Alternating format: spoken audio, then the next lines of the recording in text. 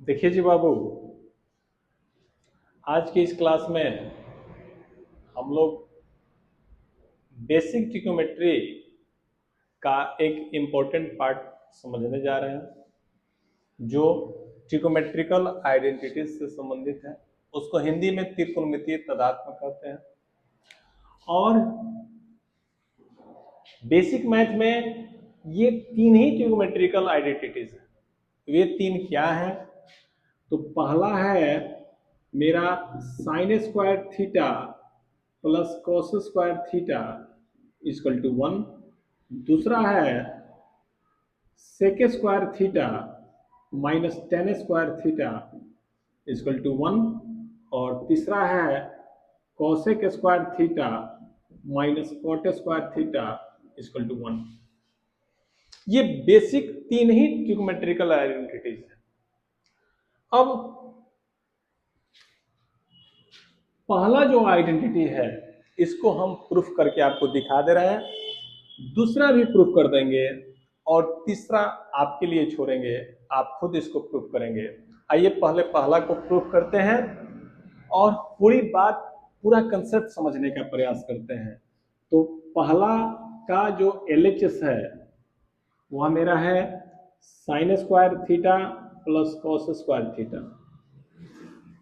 अब जरा सा बात बताइए, पिछले क्लास में हमने कहा था कि साइन थीटा का मतलब कि P/H, तो यहाँ P/H रख दीजिए, उसका होल स्क्वायर। तो यहाँ B/H रख दीजिए, उसका whole square. This means P square by H square plus B square by H square. Simple सा बटा का जोड़ जोड़ेंगे तो H square equal to P square plus B square. अब एक बात और भी आपको पिछले वीडियो में हमने बताया था कि P square plus B square जो पाइथागोरीय थ्योरम से संबंधित था, वहां हमने कहा था कि इसका value P square plus B square का वैल्यू एच स्क्वायर होता है। तो इसका वैल्यू रख दीजिए H square by H square, कटेगा एक मर्तबे यानी कि एक होगा, और यही मेरा आर एच एस था। पहला मेरा प्रूफ हुआ। आइए दूसरा को प्रूफ करते हैं। दूसरा का LHS लीजिए, sec square theta minus tan square theta. Sec theta का वैल्यू होता है h/b, तो दिस मीन्स h/b का whole square minus b/p, p/b sorry, p/b का होल स्क्वायर। अब यहाँ H square by B square minus P square by B square. B square LCM होगा H square minus P square. अब बताइए H square minus P square का value क्या होता है? हमने आपको कहा था कि मेरा बेसिक फॉर्मूला यही है, P square plus B square बराबर एच स्क्वायर। मेरा यही बेसिक था फॉर्मूला। और इक्वेशन के कंसेप्ट से हमने कहा था कि आप ट्रांसफर क्वांटिटीज को इधर से उधर ट्रांसफर करके और इससे अन्य फॉर्मूले को भी निकाल सकते हैं। जैसे ही आप यहां से एच स्क्वायर में पी स्क्वायर को माइनस कीजिएगा इधर, तो मेरा बी स्क्वायर बच जाएगा। तो यहाँ H square minus P square का मतलब बी स्क्वायर, अब बाई बी स्क्वायर, कटेगा एक मरतबे, यही मेरा आर एच एस होगा। इस तरह से दो फॉर्मूला हमने आपको प्रूफ कर दिया। बाकी इस फॉर्मूला को आपके लिए हमने छोड़ा, आप इसको प्रूफ कर लीजिएगा। आइए जरा सा, अब इसमें हमने कहा कि इसमें एक ही बेस फॉर्मूला होगा और उससे बहुत सारे फॉर्मूले निकल के आएंगे। जो भी फॉर्मूले इस ट्रिग्नोमेट्रिकल आइडेंटिटी से संबंधित है उसको आइए हम आपको लिखकर बताते हैं। उसमें इक्वेशन का बहुत बड़ा योगदान है। अगर इक्वेशन की बातों को आप समझते हैं, इक्वेशन के कंसेप्ट को समझते हैं, तो जितने सारे हम फॉर्मूले लिखेंगे वह आपको याद करने की जरूरत नहीं है। अक्सर होता क्या है कि बच्चे ज्यादा फॉर्मूला याद करने के फेर में उनका कंसेप्ट थोड़ा सा फेंटा जाता है, वे समझ नहीं पाते हैं कि किस क्वेश्चन में कहाँ पे किस फार्मूला को लगाना है। जिस समय फार्मूला को लगाना है उस समय वे बातों को भूल चुके होते हैं। क्योंकि हम लोग के यहाँ एक कहावत है कि रटंत विद्या घटंत बुद्धि। तो रटने पे फोकस मत कीजिए, बातों को समझने पे फोकस कीजिए, कंसेप्ट बिल्डअप कीजिए। और जैसे ही कंसेप्ट बिल्डअप होगा आपको मैथ में रुचि जाएगी, मैथ में रुचि जाएगी तो पूरी साइंस आपको समझ में आएगी। हम लोग उसी के लिए प्रयास कर रहे हैं।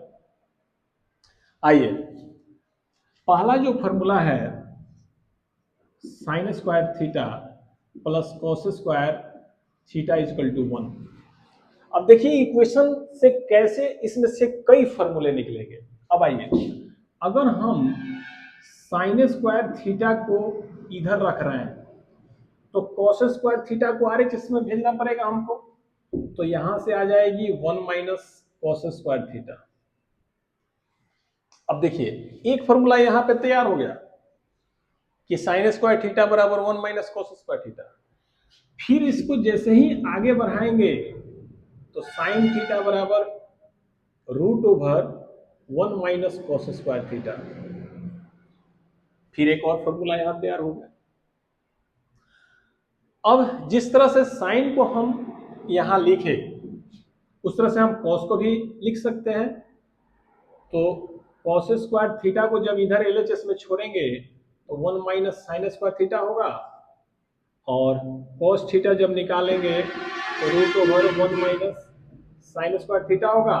तो एक फॉर्मूला यहां, एक फॉर्मूला यहां, इस तरह से इससे संबंधित 4 गो फॉर्मूले हो गए। तो अगर बातों को समझते हैं तो एक ही बेस फॉर्मूला रहेगा और बाकी को आप निकाल सकते हैं। अगर बातों को नहीं समझ पाते हैं तो फॉर्मूलों की संख्या बहुत ज्यादा हो जाएगी, उनकी एक फेहरिस्त हो जाएगी और रटना पॉसिबल नहीं होगा।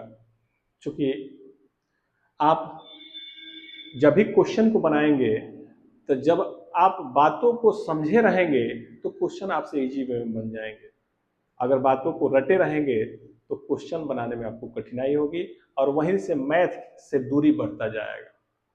तो कंसेप्ट को बिल्डअप कीजिए। अब सुनिए जरा सा, हमने यहां जैसे होता है ना कि एक्स स्क्वायर बराबर 9 हो तो एक्स बराबर प्लस माइनस 3 होता है। बेसिकली ये होता है x बराबर प्लस माइनस रूट ओवर 9 होता है। यानी कि 9 का जब स्क्वायर रूट लेते हैं तो प्लस माइनस दोनों साइन हम देते हैं।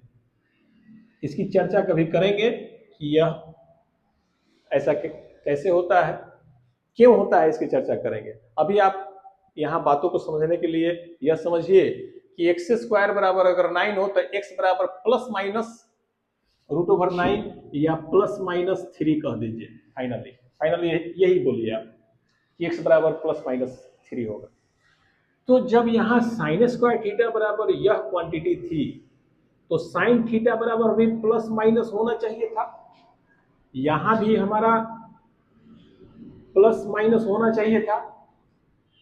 तो होना तो चाहिए था, लेकिन हम अपने 10th लेवल तक जो थीटा है वो है 0 से लेकर के और 90 तक ही पढ़ रहे हैं। बेसिकली